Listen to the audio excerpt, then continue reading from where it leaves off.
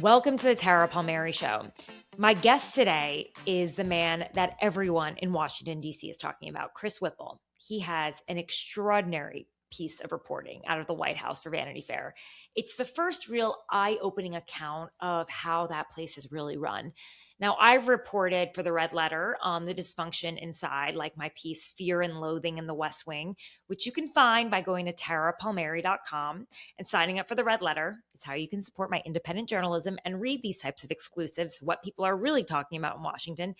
And in the piece and in others, I've talked about how Chief of Staff Susie Wiles feels about her colleagues from background sources, what's happening behind the scenes, but always from people who aren't willing to use their names. But this time, all of the quotes are coming from Susie Wiles herself on the record. It's her first time speaking on the record since she became Chief of Staff nearly a year ago. And she is more than candid. Here are just a few of the shocking details from the very typically quiet Chief of Staff, a woman who generally likes to be near the boom mic, away from the shot. She is not one who loves the limelight, unlike her boss.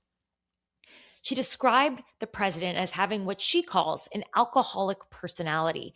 She labels JD Vance a conspiracy theorist. She accuses Attorney General Pam Bondi of completely whiffing on the Epstein files. She openly admits that the prosecution of Tish James for mortgage fraud is an act of retribution. Obviously, this acknowledgement could completely undermine the prosecution. She also makes clear that the president was lying when he claimed that Bill Clinton had visited Jeffrey Epstein's private island. She also said that they were Playboy pals when they were 50s, when they were friends back in the day. But beyond the domestic chaos that she also comments on, which is another reason why you should go out and read Vanity Fair. I also have a piece in Vanity Fair in this January edition, so you should go and read that as well. She essentially concedes that the administration is pushing for regime change in Venezuela, and that when Vladimir Putin says that he doesn't want all of Ukraine, they don't really believe it. And the talks are not going nearly as well as the White House has publicly suggested. So, like I said, this isn't just candid, it's explosive. And I've got the reporter, the man who got inside, on the line. He takes us inside to how he actually got this together, how he had this level of access, and what these revelations tell us about the power dynamics and the fractures inside of this White House.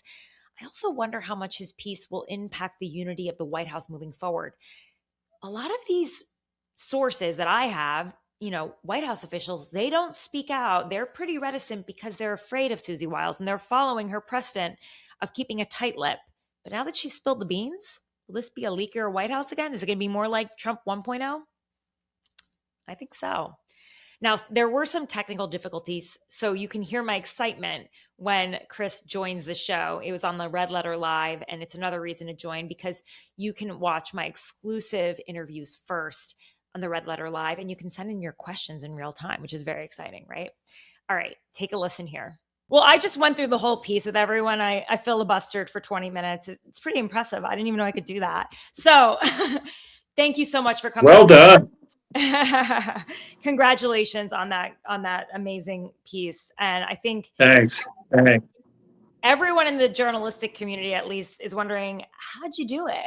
How did you get this amazing access? It began, first of all, every once in a while in a reporter's career, lightning strikes. And this was just one of those cases, I think. I mean, I first reached out to her back in January, 10 days before she started as White House Chief of Staff. She was driving from Mar-a-Lago to her house in Pontevedra. I was at the time working on a book, which I'm still working on. I've had a few other things on my plate, but a book on the history of presidential campaign managers. And so we connected, and shortly thereafter, as our conversations evolved, it became really clear to me that she felt the Trump White House, the first time around, Trump 1.0, had been unfairly treated, had been vilified by the press in her view, and that she thought that I could give her a fair hearing. Yeah. And we began talking more and more about Trump 2.0, about the White House as opposed to the campaign. And pretty soon that became the only subject. And then I came back to her and said, But this was early on. I came back to her and said, guess what? Vanity Fair wants to do a big story. And she said, fantastic. Congratulations. She was all in. And from day one, from the get go, she was, I mean, astonishingly on the record from day one. And, that never happens, rarely happens with senior Yeah. White House officials. I wrote a book about the Biden White House. Ron Klain was always on deep background, uh, Hmm. and other White House officials. But Susie, to her credit, was really not only on the record, but I think remarkably candid and unguarded. And after a while, we just kept talking. She just kept talking, and here we are. Why do you think she was so candid? I tell you what, I've heard every theory in the book. The four-dimensional chess, and strategically positioning herself for the post-Trump career, and undercutting her rivals and all the rest. And I just don't buy any of it. I do think that it, it's a mistake to think that anything in the Trump White House is three-dimensional chess. Mm. Uh, I think what happened was that Susie just became comfortable with having somebody that she thought would give her a fair hearing, talking and talking it out, talking it through. I ran into Walter Isaacson this morning in the green room at Morning Joe, and he's a great biographer. And we were talking about how sometimes, more than sometimes, almost always, people just want to talk. They want to tell Yeah. you their story. Yeah. I mean, but the thing is, every journalist would like to hear her story. She's maybe talked once before or twice. I think she did a piece in the Atlantic, and I kind of felt that piece with Chris LaCivita, and it was Yeah, yeah, you know what piece I'm talking about. I'm blanking on the I name. do. Tim I do. Alberts, yeah. He wrote a great piece, and then there was another Just time. to be clear, that back during the campaign. Yeah, during the campaign. And then Yeah, before that, during the campaign, she also spoke to NBC. So maybe twice she spoke on the yeah, record yeah. during this entire time. So No, it's she's, like she's the Greta Garbo of White House chiefs. I mean, she just doesn't, she likes to be off camera. She doesn't like to be out front and telling her story. So I can't explain to you what she was up to here, other than I think I really do think that she desperately wanted the Trump White House to get a fair hearing. I think that was her motivation, or at least, I take her at her word, that was it. I mean, but some of the things that she said didn't really reflect well on the White House. Like when she called JD Vance a conspiracy theorist, said Bondi whiffed. I mean, how do you think her Yeah. narrative changed over time? Like, was she at first like, yes, it needs to have a fair hearing because it's going to be sparkling and amazing. And then No, she no, no, saw no, like, no, none of that. None of that. okay. She was unguarded and candid and open from the get go. Mm, Literally from the first phone call. There was no evolution in that respect. The really interesting evolution, the really fascinating arc of the story in my mind, over these 11 months, is that early on day 56 of the Trump presidency, she told me that she'd made a loose agreement, as she put it, with the president, that the Revenge and Retribution tour would end after 90 days. Now, fast forward months later, I said to her, remember when you told me that the Revenge and Retribution tour would end after 90 days? And she said, oh, well, yeah, I do, but this isn't really a retribution. This isn't really retribution. But then I pressed her and we got into it. And I pressed her about Letitia James. And she mm, said, oh, well, yeah, that one is. Words to that effect, not a direct quote, but very close to that. It was almost a get out of jail free card for Letitia James's attorneys. And I can't explain why she said it, but I think that she was just being honest. yeah. So she accused you of misreporting facts and key elements. You obviously had the tapes. I worked I for don't Vanity. think she ever said, I don't, forgive me, but I don't think anyone has said misreported. I think they have said a bunch of things. Yeah. They have said out of context. They have Mhm. said, I didn't say anything positive. They have said that the framing, quote unquote, was somehow off. What that tells you when you hear words like that is that you have absolutely hit your target. What Yeah. that tells you is that they have nothing that they can dispute, and they haven't disputed, which is why I took issue with misreporting. They haven't disputed a single assertion in the piece or a single quotation. And the reason they haven't is because they know full well that every word is on tape. Exactly. So that I was going to get to that. She calls Elon Musk an avowed ketamine user, which is something that he has admitted himself. Yeah, Which is why I was surprised that she took such exception to that. And then you had to show the tapes to the Times just to show that she did actually say that, because she was like, I would have never said that.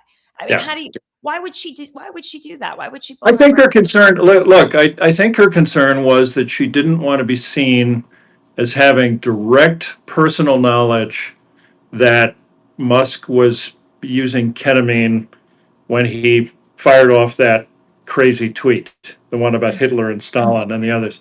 And she didn't want to be seen as accusing Musk of a crime. Now, Musk, presumably, I believe that Musk, was prescribed ketamine for depression. But anyway, that was her motivation. I believe in she wanted to be sure that that was not the impression. I want to talk about her power, or to me, it seems like lack of power based on what I've read from you and what I've been reporting myself. So, you write that she's not the traditional gatekeeper, and you wrote the book Gatekeepers on chiefs of staff, so you know this better than anyone. How does she strike you as different from them? Well, let's compare her to her predecessors in Trump 1.0. And by the way, there's a very funny story about that that didn't make the cut for the Vanity Fair piece. We had such great material. But in December of 2024, the outgoing White House chief, Jeff Zients, Hmm. invited her as the guest of honor to his house for dinner. And he invited all the ex chiefs, White House chiefs. About 8 of them showed up. And they were all dutifully giving her words of wisdom and advice. And then Reince Priebus came in, barging in and sort of late, and he went on a rant about Trump and the futility of trying to be Trump's chief and how crazy it is, and throw out the rule book and all this stuff. And they were all looking at him like, "What are you doing, trashing Trump in front of, his close ally and incoming White House chief?" And then when he was done, Priebus had one last piece of advice. He said, "Don't talk to Whipple." I love it. Anyway, Brilliant. I mean, I was told this by multiple sources and Reince confirmed it with me. He said, "Yeah, I meant it in a funny way." But anyway, so uh, anyway, the it here's the deal with Susie. I mean, I think that she has, um, without a doubt, she has a kind of magic when it comes to working with Donald Trump that Hmm. none of her predecessors had.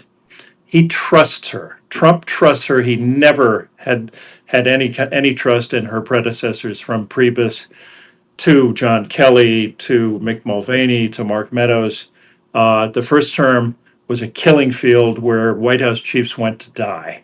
And the difference between Trump 2.0 and 1.0 is largely Susie. It's a slight overstatement, but she really has made a difference in the way that she's been able to run the White House. It's no longer uh, a den of internecine warfare and backstabbing and leaking. It's a much smoother operation. So that's the plus side of Susie as White House chief. the big overarching question, the $64,000 question is, can she perform the most important duty of all, which is to walk into the Oval and tell the president what he doesn't want to hear? And again, the Vanity Fair piece, I think, traces this arc, this journey that she takes, where in the beginning, she seems to be trying to do that. She seems to be trying to tap the brakes here and there. She tried to talk him out of a blanket pardon of the January 6th rioters.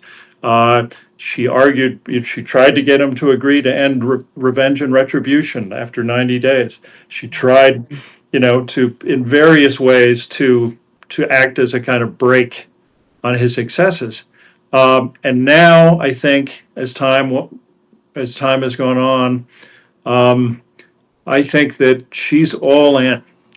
She is, and she essentially confessed in the Vanity Fair piece to me that, you know what, I have arguments with him all the time, but it's over the little stuff.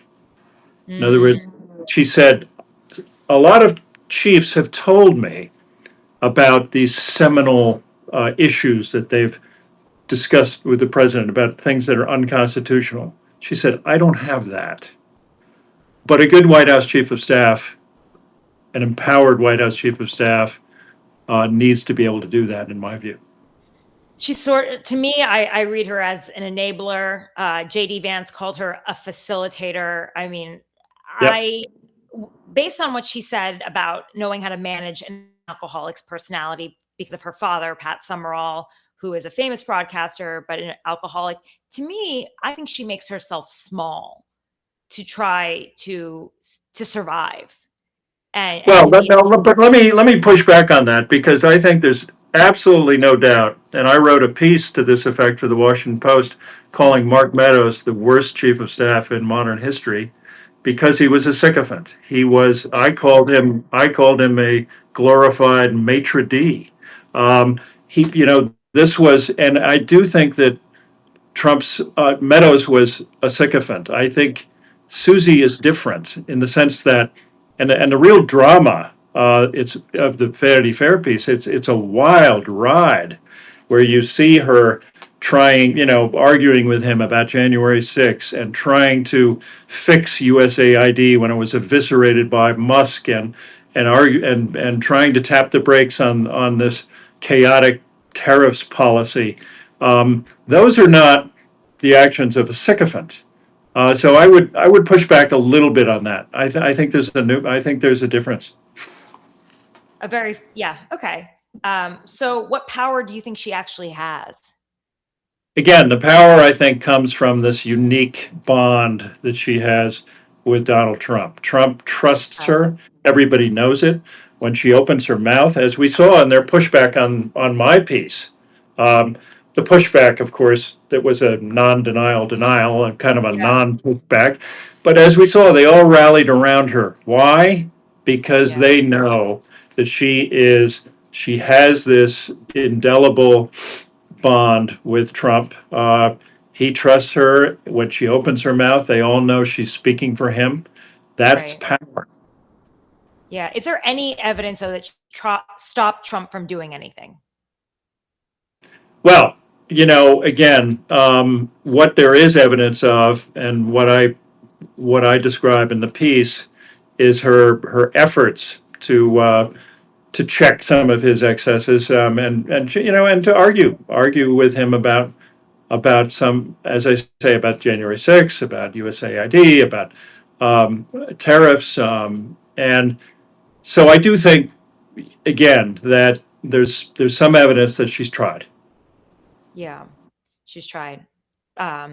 So, you said that under Susie, they're no longer a den of vipers, that they are united, they're loyal to her. And I do agree with you. I think that's part of the reason why you don't see as many leaks, is because they are so loyal to her.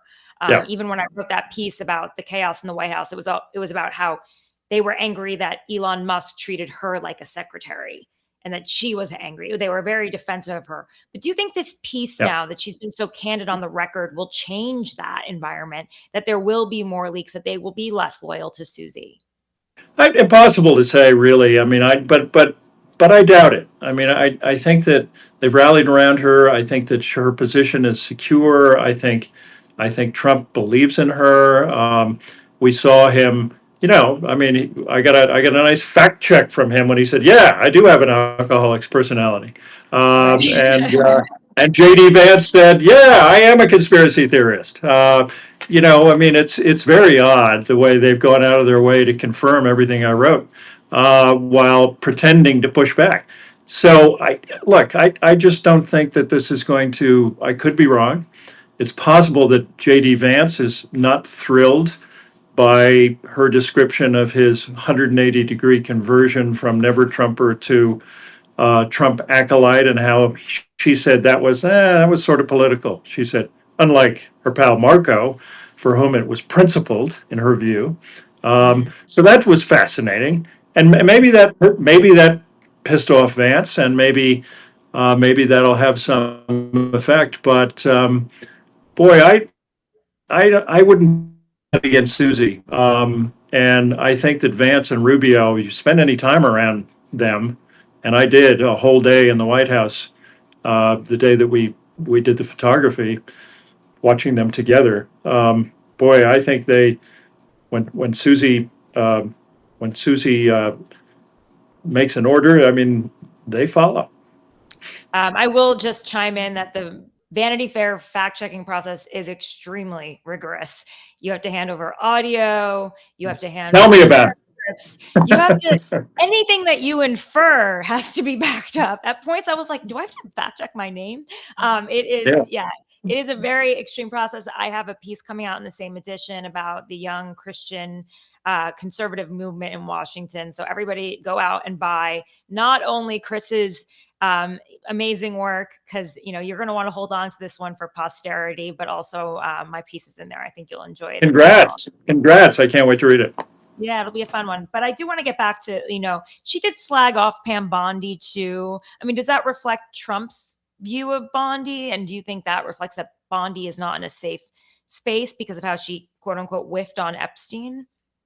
Yeah, I think it's possible to just overthink all of this. I think that was just Susie's view. I don't think it's Trump sending a signal through her. I just think there's hardly ever any three-dimensional chess going on in that White House.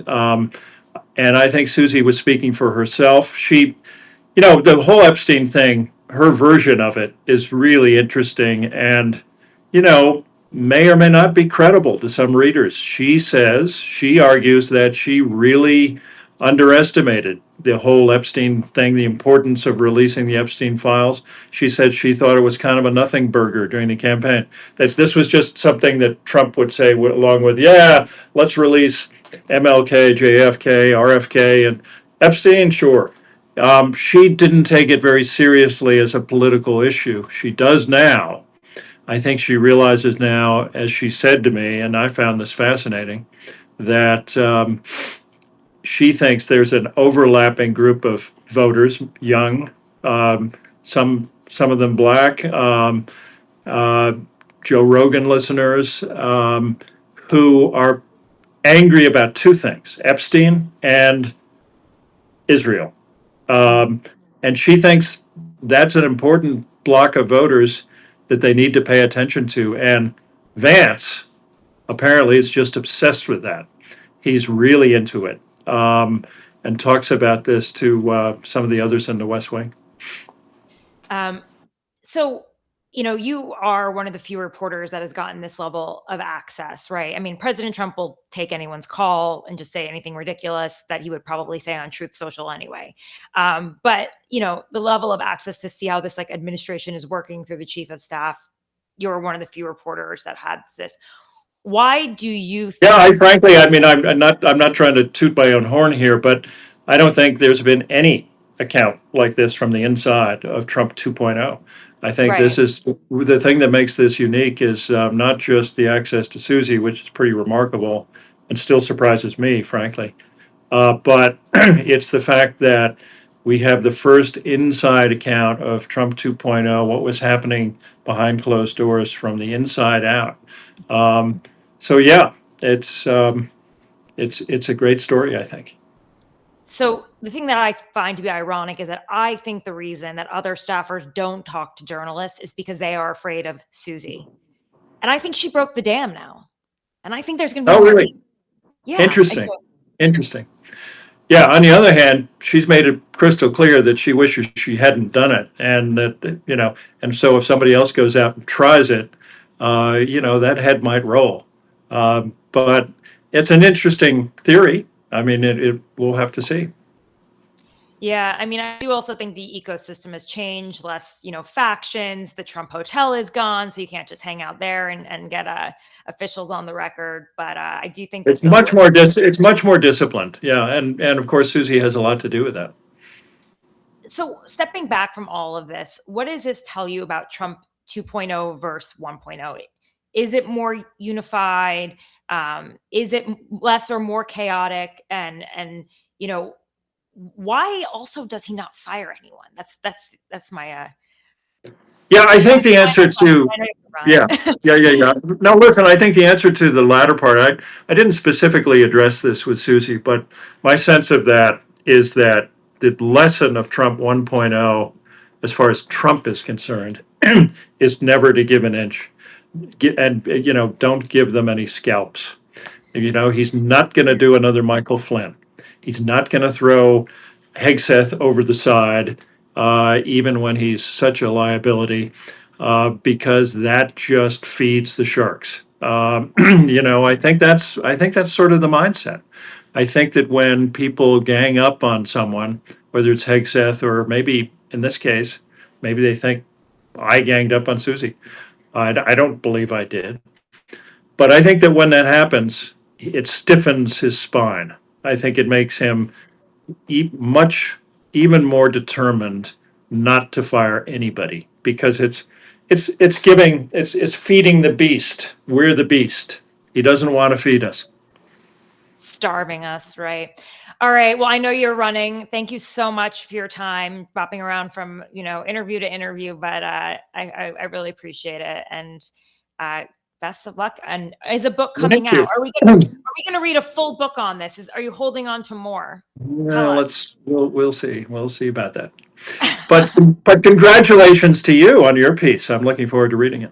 Yeah, no, it was interesting. Very Vanity Fair in the sense that it's an odd sort of world in Washington, building with a young Christian community. I mean, even this past weekend, I read in the Washington Post that young people are becoming more and more Christian. So I think Mm. it makes sense. So thank you Great. again. Okay. Thanks, Tara. That was another episode of the Tara Palmeri Show. Thanks so much for tuning in. It was a fun one. Like I said, I am still trying to understand all of this. If you like my reporting, please rate it, subscribe, follow the show, share it with all of your friends, leave a comment. I want to hear from you. If you want to sign up for my newsletter, the red letter, you can go to tarapalmeri.com. That's TARAPALMERI.com. It's how you can become a supporter of my independent journalism by becoming a paid subscriber. I don't have any corporate backers, no billionaires behind me, just me reporting the news straight to you without fear or favor. I want to thank my producer, Eric Abinate. I want to thank Abby Baker, who does social media and research for me. I want to thank Dan Rosen, my manager, and Adam Stewart on the graphics. See you again soon.